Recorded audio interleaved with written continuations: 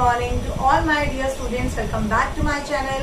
मैं आपकी अपनी मैम मीनू चौहान आज आपके लिए 10th क्लास का the same chapter metals and non metals लेकर आई हूँ। अब आप प्लीज ये मत कहिएगा कि इस चैप्टर को हमने 2 क्लासेस में भी पूरा नहीं किया।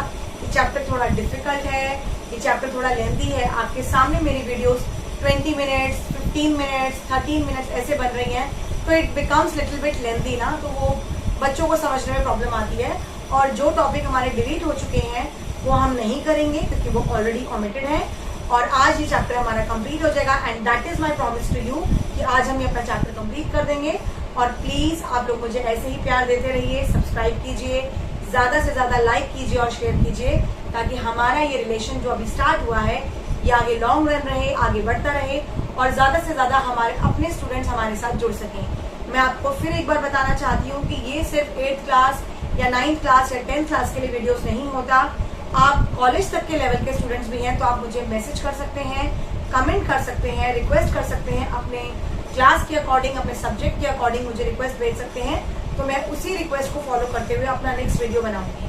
वैसे मेरे पास नेक्स्ट वीडियो के लिए 8th क्लास के बच्चों की रिक्वेस्ट आई है चैप्टर की, तो I will definitely continue for that in my next video.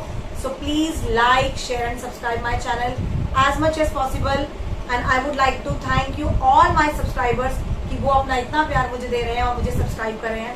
Thank you once again, thanks a lot. अच्छा, आज जो हमने चैप्टर स्टार्ट करना है आगे, that is a topic how do metals and non metals react, कि मेटल्स और non metals कैसे रिएक्ट करते हैं। आपको मैं एक बात बताऊं, हमने इलेक्ट्रॉनिक कॉन्फ़िगरेशन पढ़ा था 9th में। Do you remember? I know you don't remember guys, आप भूल जाते हैं। इलेक्ट्रॉनिक कॉन्फ़िगरेशन में हमारे 3 लेयर शेल्स आते हैं KLM। ये जो 3 लेयर्स ऑफ शेल्स हैं, इसमें K शेल में फर्स्ट लेयर में 2 इलेक्ट्रॉन्स होते हैं, L में 8 होते हैं, M में 8 होते हैं। और आपके सिलेबस में भी सिर्फ 20 एलिमेंट्स तक आएंगे। 20 के बाद अगर आते हैं तो उनका एटॉमिक नंबर आपको ऑलरेडी क्वेश्चन में दिया होगा, तो आप ध्यान रखिएगा 1 to 20 तक इलेक्ट्रॉनिक नंबर आपको, एटॉमिक नंबर आपको याद करना पड़ेगा।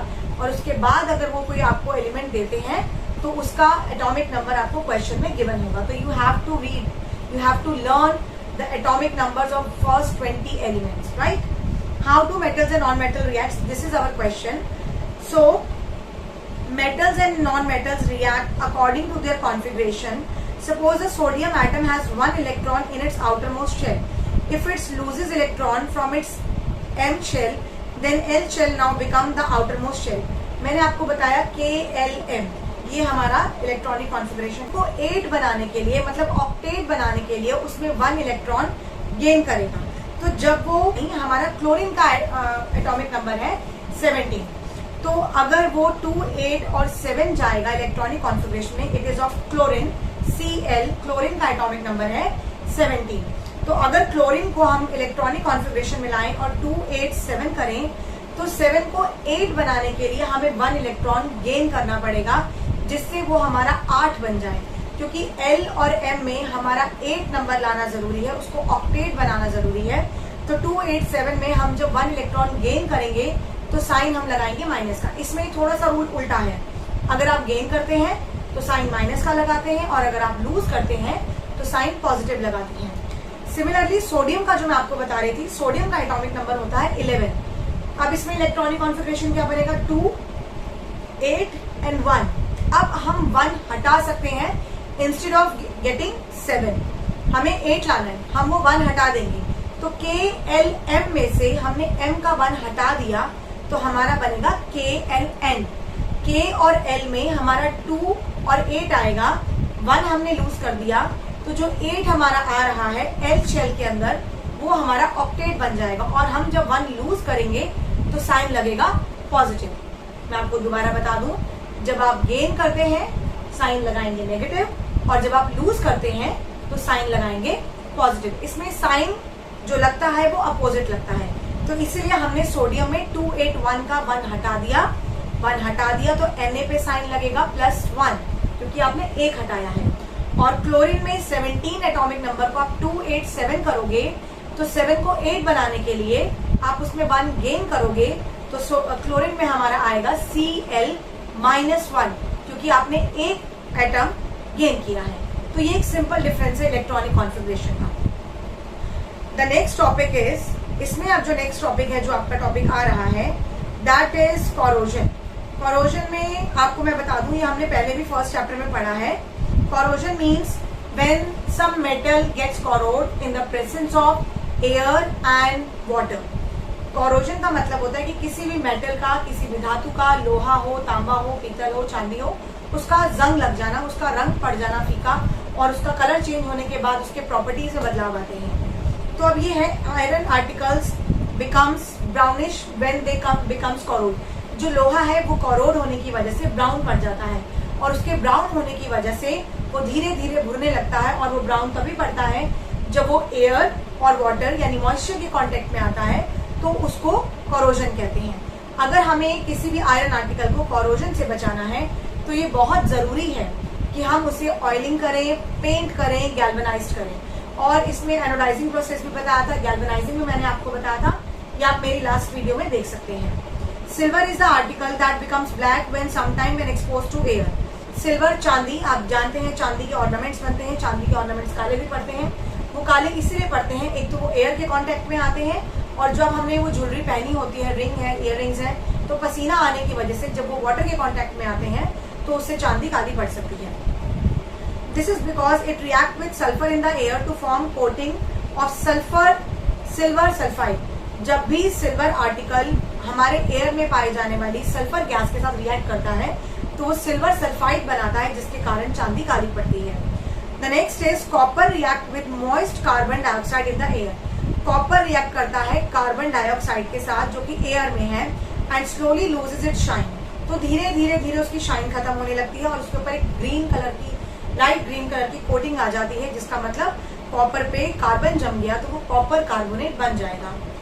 Iron when exposed to moist air, जिसे मैंने अभी आपको बताया कि आयरन जब एयर के कांटेक्ट में आता है, और एयर के कांटेक्ट में आने के बाद उसके ऊपर जो ब्राउनिश लेयर बनती है उसे हम कहते हैं रस्टिंग, और वही रीजन होता है कि वो कॉरोड हो रहा है, और उसे कॉरोजन से बचाने के लिए हमें उसको ऑयलिंग, पेंटिंग, गैल्वेनाइजेशन करना चाहिए।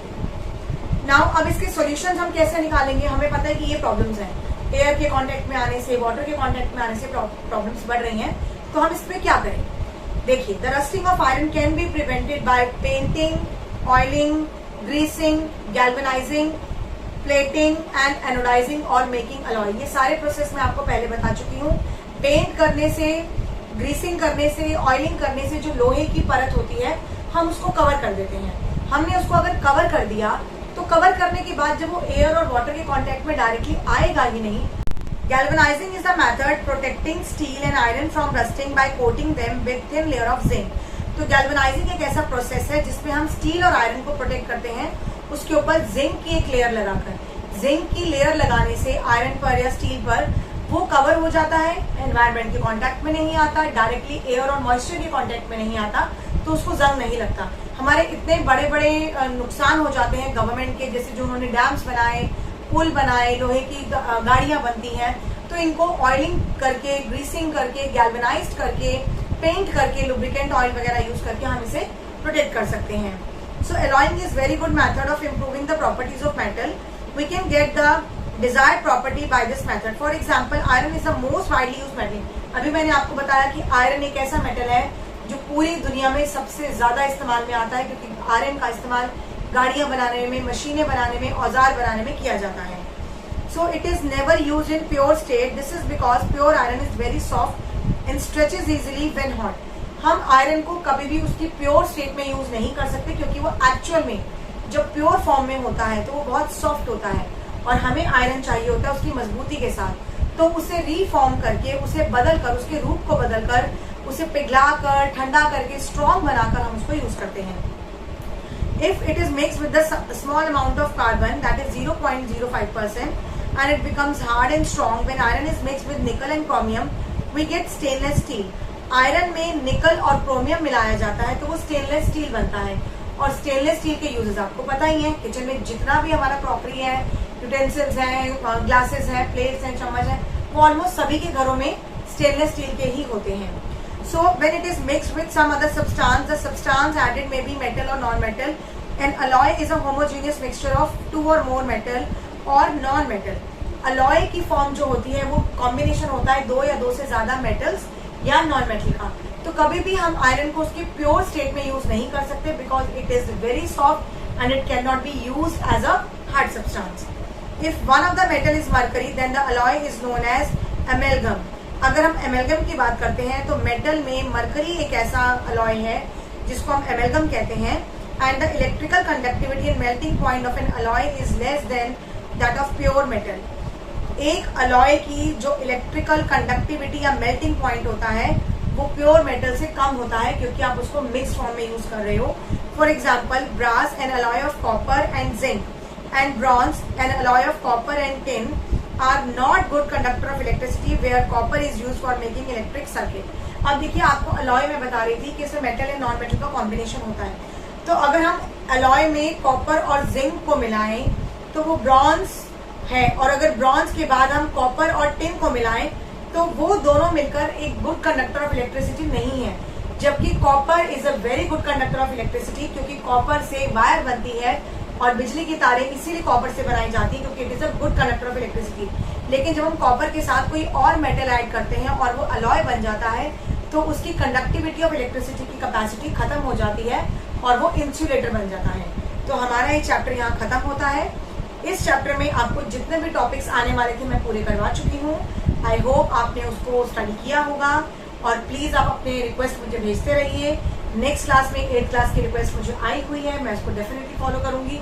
और ऑल ओवर द इंडिया जो भी स्टूडेंट्स हैं जो हमारे साथ कनेक्ट होना चाहते हैं, प्लीज आप हमें लाइक कीजिए, शेयर कीजिए, फॉलो कीजिए और अपनी रिक्वेस्ट भेजिए, ताकि हम सब बच्चों को जो घर बैठकर पढ़ना चाहते हैं हम उन्हें हेल्प कर सकें और अपने साई फैमिली का मेंबर बना सकें. Thank you very much once again for subscribing me. Take care of yourself, your parents and family. Goodbye.